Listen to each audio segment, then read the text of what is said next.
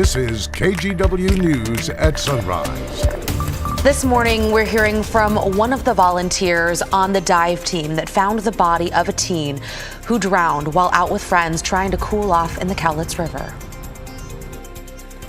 People swim out a little ways and then all of a sudden they feel the current start taking them.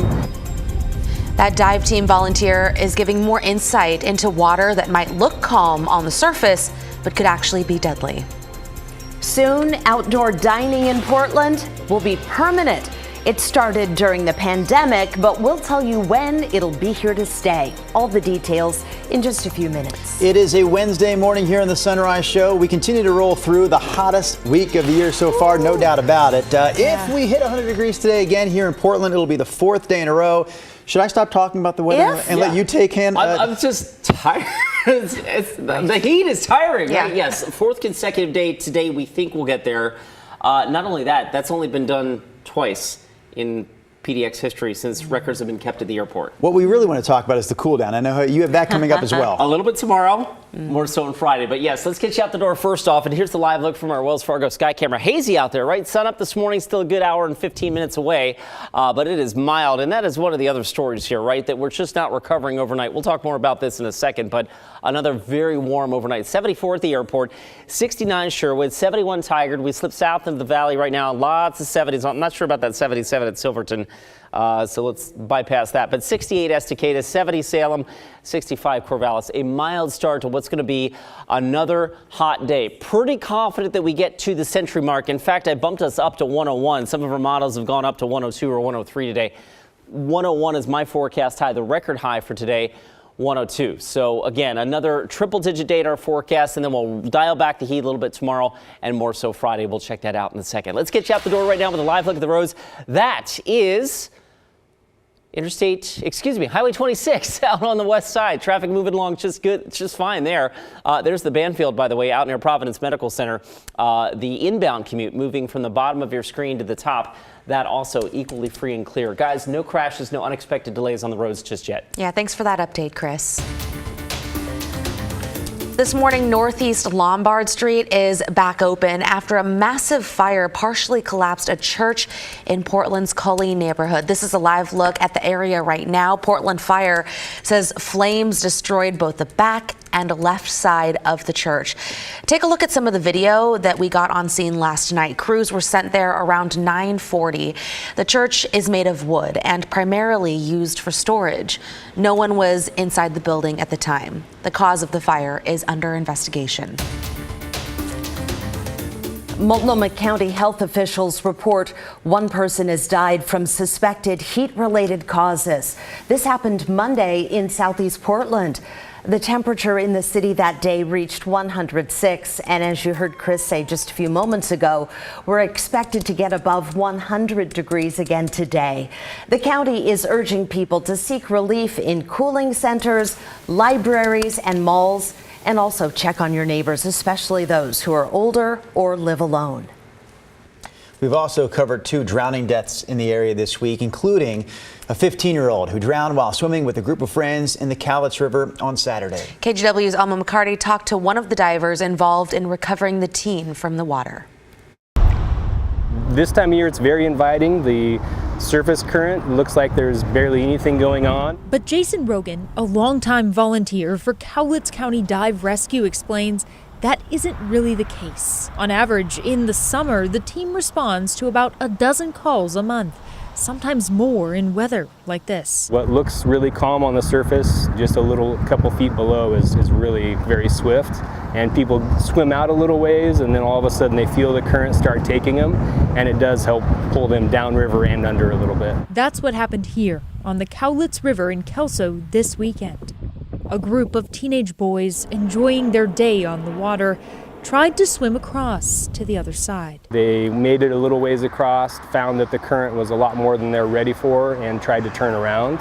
A few of them got caught in the current. Someone on shore noticed the boys struggling and jumped in and pulled one of the 3 from the water. The second teen made it out, but officials say the third, a 15-year-old, did not. When the dive team arrived, Rogan says they immediately started searching underwater. We did bring a couple boats out to try to see if there was any sign where he could have gotten out. We did get entangled a few times, just because there is a lot of things underwater you can't even see, and with scuba divers we got entangled in a fishing line and some other rope that was down there. Just 5 minutes later, they recovered the teen's body, not far from where he went under. It's a horrible incident, and we're just there to try to get some closure for the family. The tragedy highlighting the dangers on the water. We've definitely had a lot of calls where people weren't ready for either the current or weren't ready for how long it sometimes takes to float down the river. His advice: be prepared and bring your life jacket. Keeps you in an upright position where you're able to breathe even if you get knocked unconscious. If you don't have that, it's just you're at the mercy of the water.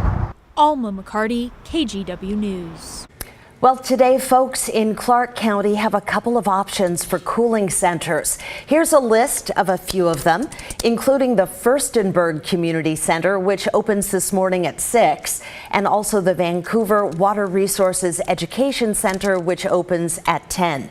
If you'd like to see the full list of indoor centers and even shady spaces outside with access to restrooms, go to cresa911.org. We also have a list of cooling centers, splash pads, and misting stations around the Portland area to beat the heat on the front page of KGW.com. TriMet says riders can expect delays of up to 30 minutes on its MAX lines today, again, because of all this heat that we're seeing in the area this week. TriMet says their trains have to slow down once temperatures go above 90 degrees. And then they gave us a more detailed explanation, saying slow speeds by the trains allow operators to, one, look out for sagging in the overhead wires, and it also allows them to look out for sun kinks, as it's described, in the rails. Sun kinks in the rails. I've not heard of this before. I've not either. There you go. Got to get an engineer on that. Okay, and looking ahead to next week, Portland City Council will be reviewing the design guidelines for the outdoor dining program. Remember the emergency pilot program that allowed businesses to use sidewalks and streets for seating during the pandemic? PBOT has been working to make that program permanent. Part of the plan, businesses would need to get permits to keep their extended outdoor seating. If approved, PBOT will then propose the program's fee structure next month. If that's approved, permits under the new program will start January 1st of 2024. We have been talking about the fact that the Portland metro area doesn't cool down overnight during these heat waves, so we're trying to help you, at least, kind of mentally. This is a fountain over in the Cedar Mill neighborhood in the Beaverton area. Sunrise photographer Eric Patterson showing us all the water just cascading down those Hear stones. that water. I know. Let's get the sound going there, maybe. There you go. Next That'll time be we'll soothing. drop the music and just listening to the little babbling fountain. That looks cool. We're going to need it. We're off to what, 74 degrees? 74 Hot right now start. at the airport. Yeah, our yesterday, our third consecutive 100-degree day. We think today will be our fourth, right? So let's get a look back at more records that were set yesterday. PDX hit 103. Let's get to the weather wall real quick, and you can see that the numbers are impressive, right? Over the last couple of days, we were 101 on Saturday, 108 on Monday. PDX hit 103 yesterday. That's a new record high, right? Hillsborough tied a record at 103. Salem hit 102. So again, triple-digit heat galore up and down the I-5 corridor. And the other thing, and this is a thing, this is a significant thing, is that when we get these extended periods of triple-digit heat, we're not cooling off at night. And as we thought, it's official. 73, yesterday's morning low temperature, ties the warmest overnight on record at PDX, which interestingly was just set last August. And if you look at this list of the 6th warmest overnights in August, they've all occurred in the last 3 years. That's something, right? So not only is the heat during the day something, but the fact that we're not cooling off at night, that is also something. All right, excessive heat warning remains in effect today up and down the I-5 corridor. Here's a live look from our Wells Fargo sky camera, by the way. It's pretty out there. Sun up still a little ways away. And as we get to boy, I don't know what it is with this scene, but I'm going to have to remove this scene from my graphic, I think, because this thing seems to be getting me stuck almost every morning on this exact scene. So we're going to bypass this and show you the 7-day forecast, which is hot. Near record warmth today. Today's record is 102, set back in 1977. So close, Let's hope we don't get there. I know we were not expecting triple-digit heat tomorrow. I've got us backing down to 95 on Thursday. And then everybody, there should be a collective on Friday. A little bit of brief morning cloud cover. We're also going to get a pretty strong overnight push of marine air coming in Thursday night and Friday. So that is a concern for fire danger Thursday night and Friday. But as the cooler air comes in, I think most of us will appreciate the 80s. I did bump Sunday up a little bit, but 80s in our weekend forecast ahead. Brenda? All right, Chris, thank you.